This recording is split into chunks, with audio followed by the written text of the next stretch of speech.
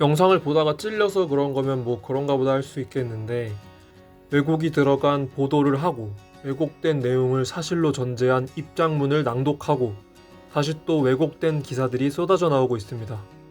제가 명확하게 말씀드리겠습니다. 박고영 교수님의 말씀은 극우로 신념화된 폭도들에 관해서 하신 말씀입니다. 여러분은 범죄를 저지른 사람에 관해 어떻게 생각하십니까? 그들에게 다정한 시선을 기꺼이 제공하실 수 있으십니까? 이거 조금은 고민해봐야 할 문제입니다. 이들에게 환대의 식탁을 제공하여 포용해 나가야 할 것인가, 고립시켜야 할 것인가? 박고영 교수님은 후자를 이야기하신 것입니다.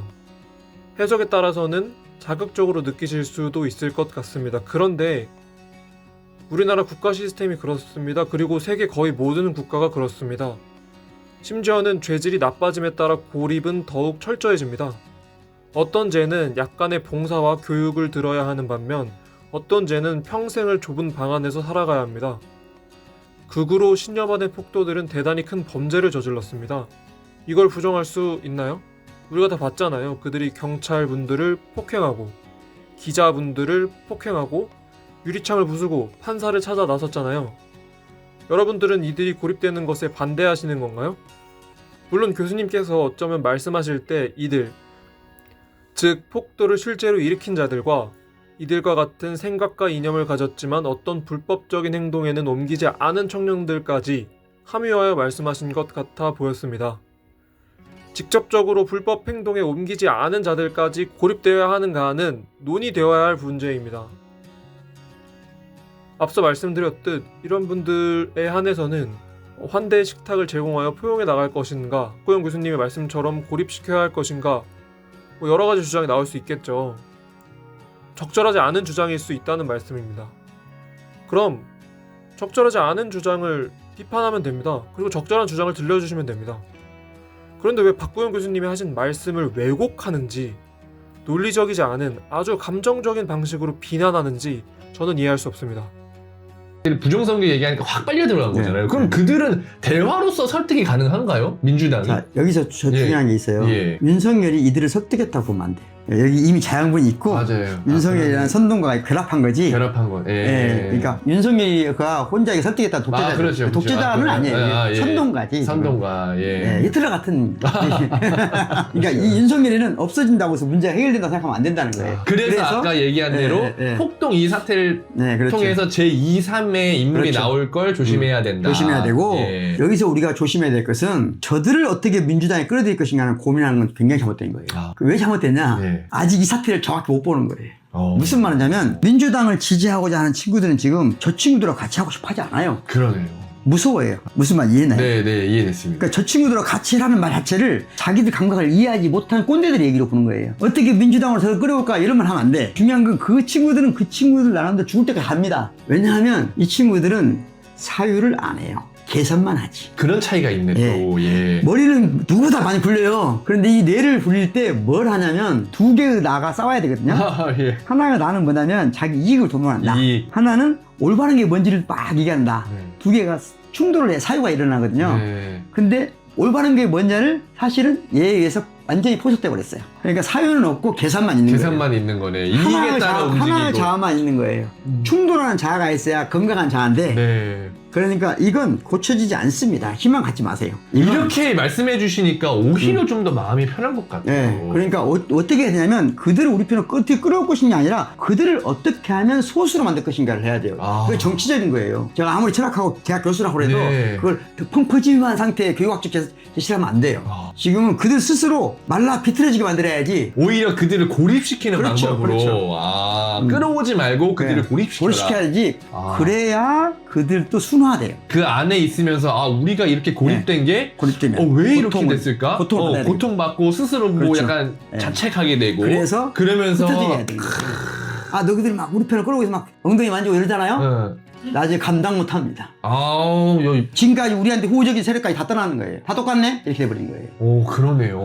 이 말씀이 상당히 저는 큰 의미가 있는 것 같아요. 왜냐면 저도 선거가 오면 항상 그런 고민하잖아요. 청년들을 어떻게 끌어올까? 저들을 어떻게 설득할까? 근데 막 사실 이것도 고민하는 거 죽을 것 같은 거예요. 왜냐면 저는 스피커니까 내가 어떻게 해야 되고 막 이런 고민을 하는데 오히려 그런 것보다야 저들을 어떻게 고립시키고 그렇죠. 저들이 어떻게 스스로 와해가 되고 분해가 될지 그렇지. 그 고민을 해야 맞는 그렇죠. 것이다.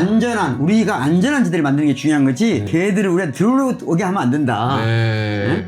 좋습니다. 안 그래도 이어지는 좀 이야기인데 정치 성향을 내가 요즘 어디서 막 밝히잖아요. 아, 나는 이재명이 좋더라. 나는 뭐 누가 좋더라. 이런 이야기를 할 때 요즘의 사회적 분위기가 왠지 막 윤석열을 지지한다고 하면 솔직히 저도 뭐 이런 표현이 거칠지만 좀 사람같이 안 보인다든가 저쪽에서 이재명 야 너네 뭐 이재명 뭐 범죄 뭐 혐의 있는 거 아니야라고 하면은 어떻게 저렇게 무식할까? 막 그런 느낌도 들고 그러니까 한마디로 정치 이야기를 어디 가서 자연스럽게 하기가 굉장히 어려운 시대로 왔다는 느낌이 하나 들고요. 두 번째는 신변의 위협을 받잖아요. 고양이 뉴스 막 도끼로 뭐 어떻게 하겠다 막 그런 기사들도 올라오고 막 칼 맞는 진짜 이런 시대가 돼버린 것 같아요. 이거를 굉장히 사실 좀 두려워하는 분들도 꽤 있을 것 같아요. 어떤 식으로 좀 바라보면 좋을까요? 이렇게 너무 혐오가 만연했다고 해야 되나? 일단 파시즘이 우리 사회에 싹 텄다 하는 얘기는 일상적으로 누구나 공격의 대상이 될 수 있다는 거예요. 사실 그걸 제일 먼저 많이 느낀 것은 지금 2030 여성들이 그런 걸 많이 일상적으로 느꼈단 말이에요. 우리는 남성이니까 못 느끼지만. 그래서 지금 점점 우리 사회 전역에서 누구나 그런 피해 대상자가 될 수 있어요. 이 파시즘에. 그래서 첫째는 이런 말씀을 드리고 싶어요. 정치 이야기를 하더라도 할 수밖에 없다 하더라도 신앙 고백을 유도하지 마라. 신앙 고백. 그러니까 신앙 고백식의 정치 담론을 하지 말라는 거예요. 예를 들어서 어떤 식으로? 그러니까 빨리 너 누구 지지해? 너는 당이야. 이런 식으로 가지 마라. 네. 그런 얘기입니다. 그런 이야기는 왜냐하면 이렇게 뚜렷하게 내가 누구를 지지한다 하더라도 그건 자연스럽게 아는 게 중요한 거지. 그러니까 정치 담론을 조금 수준을 높여보자는 거예요. 그러니까 다양한 이야기를 하는 습성을 들여야 돼. 이재명이 아니냐, 국민의힘이냐, 민주당이냐 이런 거 말고 하나의 사안을 가지고 지역화폐 그런 것들 지역화폐에 대해서 그냥 얘기하는 거예요. 작용과 부작용에 대해서. 옳다 그러다가 아니라 작용과 부작용에 대해서. 그러니까 모든 정책이나 모든 사안은 다 작용과 부작용이 있거든요. 그러니까 작용과 부작용을 함께 검토해보는 이런 식의 정치 담론을 하려고 노력해야 된다. 정치 얘기를 하려면. 정치 얘기를 하더라도. 그러니까 어떤 얘기를 하면 내가 생각하는 옳다고 생각하는 것은 100이 옳고 상대방 것은 100이 틀리다고 생각하면 파시즘적인 테러 현상이 줄일 수가 없다. 그러니까 자신의 주장만을 하지 말라는 말씀이신 거잖아요. 그러니까 항상 내 주장도 상대화시켜서 논쟁을 해야 하는 거예요. 나는 예를 들면 지역화폐주의자지만 지역화폐 건강하다고 생각한 이런 장점이 있지만 누가 지역화폐를 반대하면 그런 면도 있겠네요. 지역화폐 가질 수 있는 이 부작용에 대해서 예를 들면 내가 동의하는 부분이 없다 하더라도 부작용이 있다면 그걸 고려해서 지역화폐가 조금 더 보완돼야 되겠네요. 이 정도에 참아라. 참아. 상대를 굴복시키려고 하지 마라. 신앙 고백해서 굴복시키려고 하지 마라. 그러면 위험하다.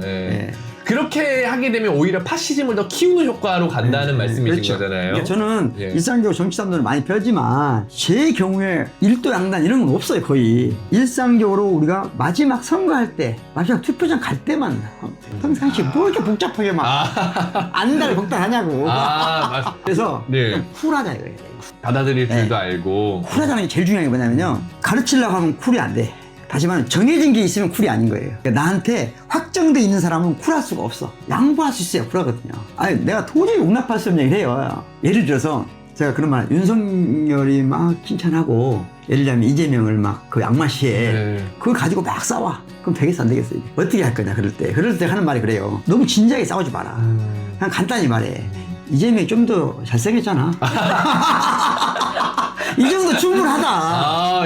뭐 그렇게 막. 진짜 듣는 순간 바로 웃음이 나올 정도로 유쾌해지네, 이게. 그래야 대화가. 그래야 상대도 집에 돌아가서 생각할 때.